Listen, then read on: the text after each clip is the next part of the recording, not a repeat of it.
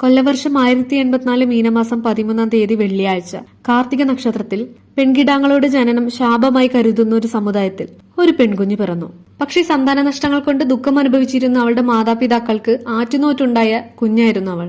പിന്നീട് മലയാള സാഹിത്യത്തിന്റെ അഭിമാനമായ എഴുത്തുകാരിയായി മാറിയ ആ പെൺകിടാവിന്റെ പേര് ലളിതാംബിക അന്തർജനം എന്നായിരുന്നു. Hello, welcome back. നമ്മൾ ഇന്ന് സംസാരിക്കാൻ പോകുന്നത് ലളിതാംബിക അന്തർജനത്തിന്റെ ആത്മകഥയായ ആത്മകഥയ്ക്കൊരു ആമുഖം എന്ന പുസ്തകത്തെക്കുറിച്ചാണ്. പുസ്തകം അതിന്റെ പേര് സൂചിപ്പിക്കുന്ന പോലെ ഒരു ആമുഖം മാത്രമാണ്.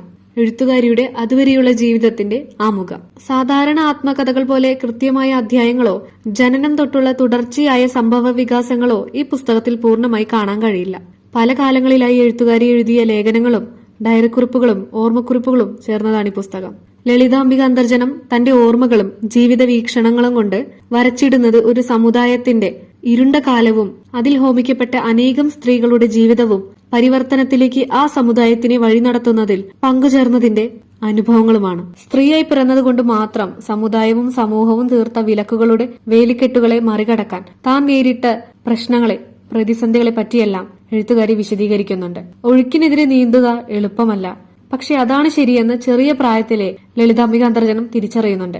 പ്രായപൂർത്തിയായപ്പോൾ നൂറ്റാണ്ടുകളായി അനുസരിച്ചു പോരുന്ന ആചാരങ്ങളുടെ ആജ്ഞയനുസരിച്ച് തന്റെ ഇനിയുള്ള ജീവിതം അന്തപുരത്തിലേക്ക് ഒതുങ്ങിക്കൂടുകയാണെന്ന തിരിച്ചറിവ് ആ പെൺകുട്ടിക്ക് വലിയൊരു തിരിച്ചടിയായിരുന്നു. എന്നാൽ അന്തപുരത്തിനുള്ളിൽ ലോകം ചുരുങ്ങിപ്പോയ ആ കാലയളവിലാണ് ലളിതാംബിക എന്ന ആ പെൺകുട്ടിയുടെ യഥാർത്ഥ വിദ്യാഭ്യാസം നടക്കുന്നത്. തനിക്ക് ചുറ്റുമുള്ള മനുഷ്യരെ, അവരുടെ ജീവിതങ്ങളെ, ശരിതെറ്റുകളെ, അവർ നേരിടുന്ന അനീതികളെ പറ്റിയെല്ലാം ചിന്തിക്കാൻ തുടങ്ങുന്നു.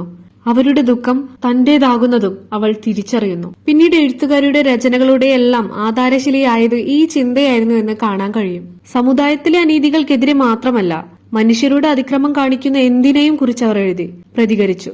പ്രത്യേകിച്ച് സ്ത്രീകൾ നേരിടുന്ന പ്രശ്നങ്ങളെ. ഒരു കാലഘട്ടത്തിന്റെ ചരിത്രം കൂടിയാണ് ഈ പുസ്തകമെന്ന് പറയാം. ഇരുട്ടിൽ നിന്ന് വെളിച്ചത്തിലേക്ക് പിച്ചവയ്ക്കാൻ തുടങ്ങിയ അക്കാലത്തെ സംഘർഷഭരിതമായ അന്തരീക്ഷത്തിൽ ഒരു സ്ത്രീ അവളുടെ സർഗാത്മകത കൊണ്ട് മനുഷ്യ നന്മയ്ക്കായി ശബ്ദമുയർത്തിയ പ്രചോദനകരമായ അനുഭവങ്ങളാണ് ലളിതാംബിക അന്തർജനം നമ്മോട് പറയുന്നത്. ഇന്ന് പല തലങ്ങളിലും ഒരുപാട് മുന്നോട്ട് വന്നിട്ടുള്ള ഒരു സമൂഹമാണ് നമ്മളുടേത്. സാമൂഹികമായും സാങ്കേതികമായും നമ്മൾ വലിയ രീതിയിൽ മുന്നോട്ട് വന്നിട്ടുണ്ട്. പക്ഷേ ചോദ്യം ചെയ്യപ്പെടേണ്ട, എതിർക്കപ്പെടേണ്ട കാര്യങ്ങൾ ചുറ്റും നിലനിൽക്കുന്നുമുണ്ട്. ഒരു മനുഷ്യജീവി എന്ന നിലയിൽ അവയോട് കലഹിക്കേണ്ടതിന്റെ, അവയ്ക്കെതിരെ ശബ്ദമുയർത്തേണ്ടതിന്റെ ആവശ്യകത എത്രത്തോളമാണെന്ന് കഴിഞ്ഞ നൂറ്റാണ്ടിൽ ജീവിച്ചിരുന്ന ഒരു ധീരവനിത ഈ പുസ്തകത്തിലൂടെ നമ്മെ ഓർമ്മിപ്പിക്കുന്നു. ലളിതാംബിക അന്തർജനത്തിന്റെ എഴുത്തു ജീവിതത്തിന്റെ നാൾവഴികൾ, സ്വാധീനിച്ച മനുഷ്യർ, ഇഷ്ടപ്പെട്ട എഴുത്തുകാർ, സൗഹൃദങ്ങൾ, ഇവയെക്കുറിച്ചെല്ലാം പുസ്തകത്തിൽ പറയുന്നുണ്ട്. പുസ്തകത്തിലെ ഭാഷയെക്കുറിച്ച് എടുത്തു പറയേണ്ടതുണ്ട്. വളരെ സൗന്ദര്യാത്മകമായ ഭാഷയാണ് ലളിതാംബിക അന്തർജനത്തിന്റേത്. കവിത പോലെ മനോഹരമാണ് പുസ്തകത്തിലെ ഓരോ വരികളും. നിങ്ങൾ ഇതുവരെയും ഈ പുസ്തകം വായിച്ചിട്ടില്ലെങ്കിൽ തീർച്ചയായും വായിക്കാൻ ശ്രമിക്കണം.